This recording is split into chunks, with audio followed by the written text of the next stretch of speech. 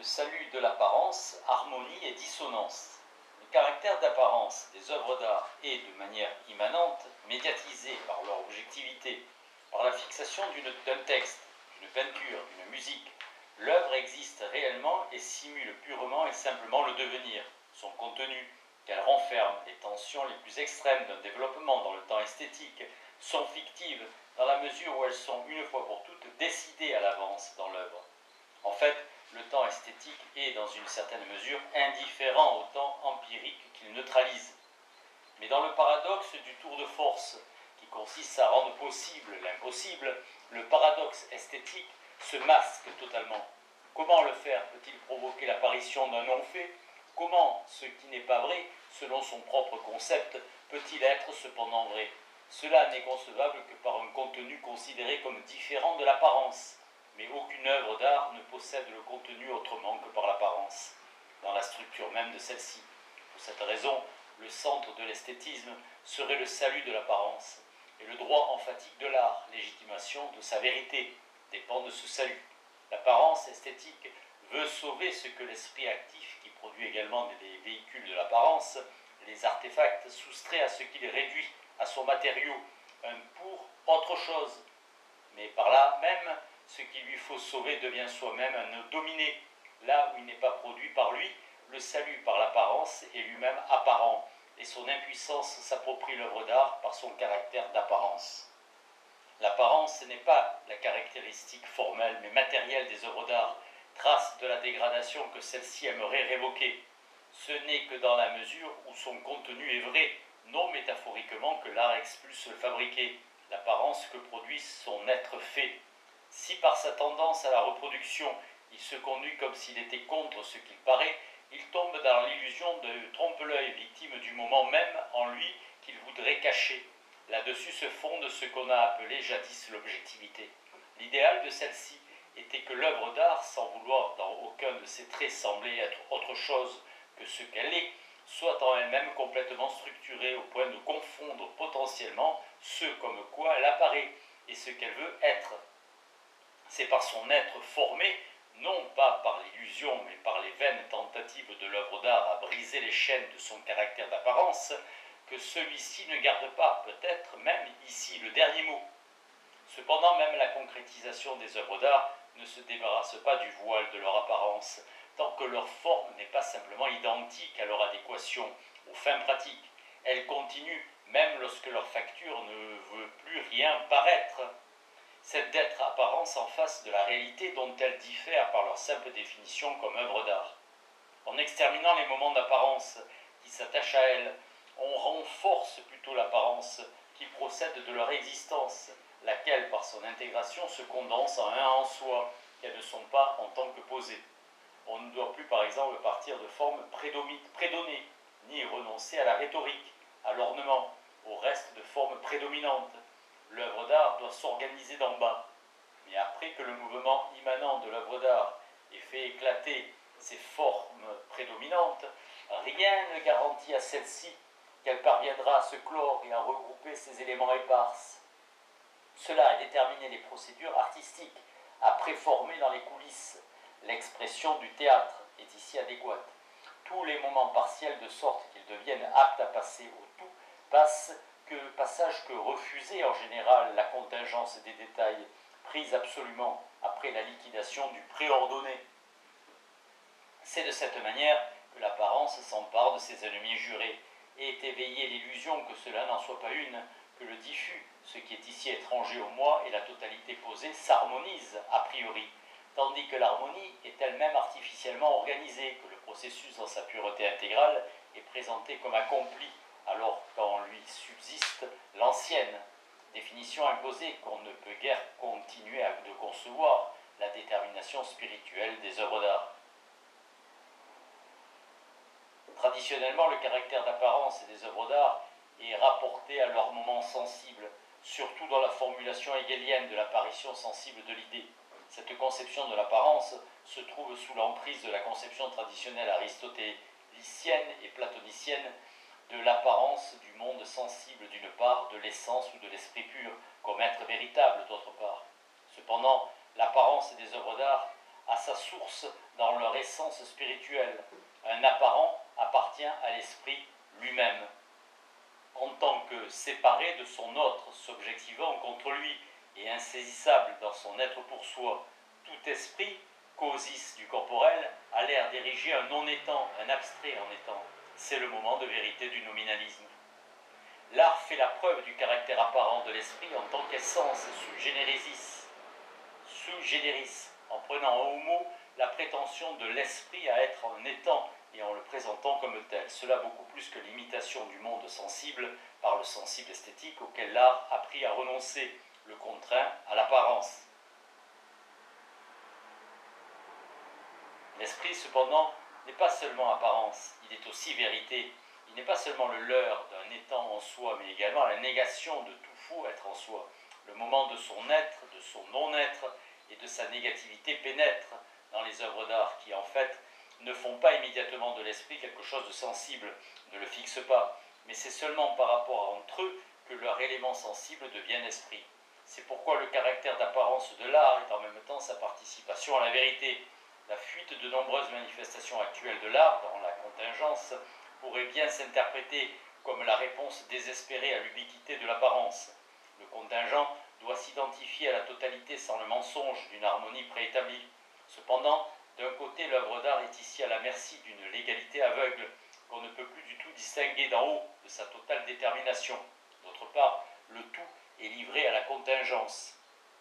Et la dialectique du détail et du tout dégénère en apparence sans qu'il en résulte en fait une totalité. L'absence complète d'apparence régresse en convention chaotique où hasard et nécessité renouvellent leur funeste complot. L'art n'a aucun pouvoir sur l'apparence en la supprimant. Le caractère d'apparence des œuvres d'art et la condition de leur connaissance entrent en contradiction avec le concept de connaissance de la raison pure kantienne. Elles sont apparences en tournant vers l'extérieur, leur intérieur, l'esprit, et elles ne sont reconnues que dans la mesure où, à l'encontre de l'interdiction du chapitre des antinomies, leur intérieur est reconnu. Dans la critique kantienne du jugement esthétique, qui se présente si subjective qu'il ne l'est pas question d'un intérieur de l'objet esthétique, cela est pourtant virtuellement présupposé dans le concept de téléologie. Kant subordonne les œuvres d'art à l'idée d'une finalité à soi et en soi, au lieu d'abandonner leur unité uniquement à la synthèse subjective de l'esprit connaissant. L'expérience artistique, en tant que celle d'une finalité, se détache de la structuration purement catégorielle d'un chaos par le sujet. La méthode de Hegel consista à s'en remettre à la nature des objets esthétiques et à faire abstraction de leurs effets subjectifs considérés comme contingents, met à l'épreuve la théorie kantienne. La téléologie objective devient le canon de l'expérience esthétique. Le primat de l'objet dans l'art est la connaissance de ses œuvres de l'intérieur, dont sont deux aspects de la même chose. Selon la distinction traditionnelle de la chose et du phénomène, les œuvres d'art ont, en vertu de leur tendance contraire à leur chosité et finalement surtout à la réification, leur place parmi les phénomènes. Mais l'apparition chez elles est celle de l'essence, non indifférente à cette dernière. En elle, l'apparition elle-même est du domaine de l'essence. C'est elle que caractérise en fait la thèse selon laquelle chez Hegel, réalisme et nominalisme s'engendrent l'un l'autre. Son essence doit apparaître, son apparition est essentielle. Aucune n'est née pour autre chose, mais est sa détermination immanente. Ensuite, aucune, quoi qu'en pense son producteur, n'est organisée en vue d'un contemplateur, pas même d'un sujet transcendantal percevant. Aucune œuvre d'art ne doit être ni décrite ni expliquée sous les catégories de la communication. Les œuvres d'art sont apparences en ce qu'elles s'efforcent de faire obtenir une sorte d'être là, second, modifié, à ce qu'elles ne peuvent pas être elles-mêmes. Elles sont apparitions, parce que ce non-étant en elles, en vertu duquel elles existent, accède grâce à la réalisation à une existence aussi brisée soit-elle. Cependant, l'identité de l'essence et de l'apparition est aussi peu accessible à l'art que la connaissance du réel. L'être qui s'identifie à l'apparition et la marque la fait également constamment éclater. Ce qui apparaît, par sa définition en tant que quelque chose qui apparaît avant l'apparaissant, est aussi enveloppé. Le concept esthétique d'harmonie et toutes les catégories qui s'y rattachent s'efforçaient de nier cela. Elles espéraient un équilibre de l'être et de l'apparition grâce, pour ainsi dire, à des efforts de conciliation. On trouvait des indices de cela dans l'usage linguistique courant ancien, dans des termes tels que l'habileté de l'artiste. L'harmonie esthétique n'est jamais achevée, mais elle est polissage et équilibre au tréfonds de tout ce qui, dans l'art, peut être à juste titre qualifié d'harmonieux, survit le disparate et le contradictoire. Dans les œuvres d'art, et d'après leur constitution, tout ce qui est hétérogène à leur forme doit disparaître, tandis qu'elles sont formes uniquement dans le rapport avec ce qu'elles aimeraient faire disparaître. Ce qui veut apparaître en elles, elles en empêchent par leur... elles l'en empêchent par leur a priori. Elles doivent le cacher. C'est contre cela que l'idée de leur vérité se rebelle jusqu'à ce qu'elle dénonce l'harmonie. Sans le souvenir de la contradiction et de la non-identité, l'harmonie serait esthétiquement secondaire, tout comme selon le point de vue des écrits de Hegel sur la différence. L'identité ne peut véritablement être conçue que comme identité avec un non identique. Plus les œuvres d'art s'immergent dans l'idée d'harmonie, de l'être apparaissant, moins elles peuvent y trouver leur compte. On n'a guère tort du point de vue historico-philosophique de généraliser les points de vue de trop grandes divergences, quand au lieu de les faire dériver d'un développement subjectif douloureux, de la dynamique du concept même d'harmonie, on détruit finalement les gestes anti-harmoniques de Michel-Ange, du vieux Rembrandt, du dernier Beethoven, de l'insuffisance de ce concept lui-même. La dissonance et vérité de l'harmonie, prise absolument, elle se révèle d'après son critère même, inaccessible. Ces desiderata ne sont satisfaits que quand cette inaccessibilité apparaît comme une parcelle d'être, comme dans ce qu'on appelle le style tardif des artistes importants. Celui-ci possède, bien au-delà de l'œuvre individuelle, une force exemplaire, celle de la suspension historique de l'harmonie esthétique dans son ensemble.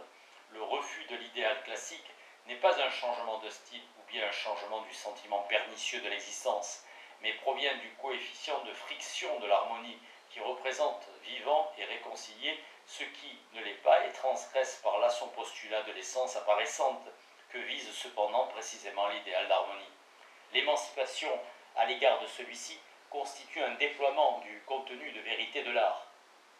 Expression et dissonance, la rébellion contre l'apparence, l'art ne se suffisant pas à lui-même, est contenu en lui par intermittence depuis des temps immémoriaux en tant que moment de sa prétention à la vérité. Le fait que de tout temps, l'art fut le support de tous les matériaux aspirant à la dissonance, que cette aspiration ne fut réprimée que par la pression affirmative de la société à laquelle s'allia l'apparence esthétique, signifie la même chose. La dissonance est aussi bien l'expression, le consonant, l'harmonique veulent l'éliminer en douceur. Expression en apparence constitue au départ une antithèse. Si l'on ne peut guère se représenter l'expression autrement que comme expression de la douleur, la joie s'est montrée rebelle envers toute expression, peut-être parce qu'elle n'existe pas encore et que la félicité serait sans expression. L'art trouve alors dans l'expression de façon immanente le moment par lequel, en tant qu'un de ses constituants, il lutte contre son immanence sous la loi formelle. L'expression de l'art se comporte mimétiquement, tout comme l'expression des vivants et celle de la douleur. Les traits expressifs inscrits dans les œuvres d'art sont des lignes de démarcation qui les séparent de l'apparence, à condition qu'ils ne soient pas émoussés. Mais parce qu'en tant qu'œuvre d'art, elle reste néanmoins apparence, le conflit entre celles-ci forme au sens large et l'expression n'est pas réglée et reste historiquement fluctuant. Le comportement mimétique, prise de position par rapport à la réalité, en deçà de l'opposition fixe du sujet et de l'objet, et, grâce à l'art, organe de la mimésis, depuis le tabou mimétique accaparé par l'apparence et complémentairement à l'autonomie de la forme, pour ainsi dire son support. Le déploiement de l'art est déploiement d'un quiproquo, l'expression par laquelle l'expérience non esthétique pénètre au plus profond des œuvres devient l'image primitive de tout ce qui est fictif dans l'art, comme si à l'endroit où, vis-à-vis de l'expérience réelle, elle est le plus perméable. La culture veille le plus rigoureusement à ce que la frontière ne soit pas violée. Les valeurs d'expression des œuvres d'art cessent d'être immédiatement celles du vivant.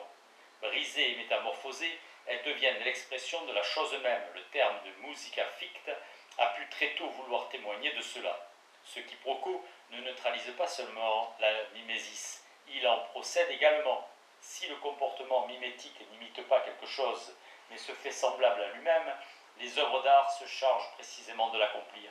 Dans l'expression, elles n'imitent pas les émotions humaines, et surtout pas celles de leurs auteurs, lorsqu'elles se définissent essentiellement par cela, elles sont victimes en tant précisément que copie de cette objectivation contre laquelle se dresse l'impulsion mimétique. Dans l'expression artistique s'accomplit simultanément le jugement historique qui fait de la mimésis un comportement archaïque. Le fait que celle-ci, pratique immédiate, n'est pas une connaissance, que ce qui se fait semblable à soi ne devient pas semblable, que l'intervention de la mimésis échoua, tout cela la bannit dans l'art qui se comporte mimétiquement, tout comme celui-ci absorbe dans l'objectivisation de cette impulsion la critique qui en est faite. Sujet, objet et expression. Alors qu'on émet rarement des doutes sur l'expression comme moment essentiel de l'art, même la phobie actuelle de l'expression confirme son importance et s'applique à proprement parler essentiellement à l'art, son concept, comme la plupart des concepts en esthétique, et rebelle à la théorie qui veut le définir. Ce qui est qualitativement contraire au concept ne se réduit que difficilement à son concept. Mais la forme dans laquelle quelque chose peut être pensé n'est pas indifférente envers le pensé. On est obligé d'interpréter l'expression de l'art sur le plan historico-philosophique comme un compromis. Elle ouvre sur le transsubjectif et est la forme de la connaissance qui, tout comme elle précédait jadis la polarité sujet-objet, ne reconnaît pas celle-ci comme définitive. Elle est cependant séculaire en ce qu'elle cherche à réaliser cette connaissance au stade de la polarité comme acte de l'esprit étant pour soi. L'expression esthétique est objectivation du non-objectif, et ce, de telle sorte que par son objectivation, celui-ci devient un second non-objectivé, ce qui s'exprime à partir de l'artefact comme n'étant pas imitation du sujet.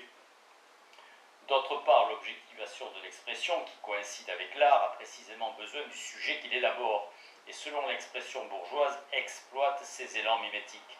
L'art est pleinement expressif lorsqu'il exprime quelque chose d'objectif, subjectivement médiatisé, tristesse, énergie, désir. L'expression est le visage plaintif des œuvres.